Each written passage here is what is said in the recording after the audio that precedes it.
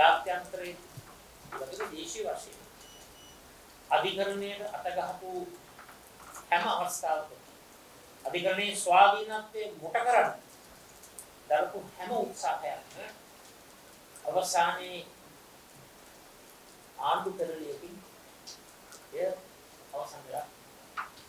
ඒ නිසා අත්වශයෙන්ම අනුකුමාර දිසානායකගේ මේ ආඥාදායක ඒකාධිපති ආණ්ඩුව අත තියලා තියෙන්නේ අධිකරණයට.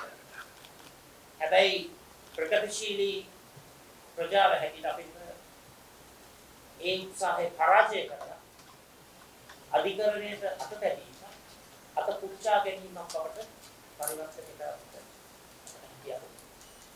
සමීපදී දීර්ඝව මම කතා කරන්න යන්නේ නැහැ. අද හමුවේ අරමුණ අන්න එයයි.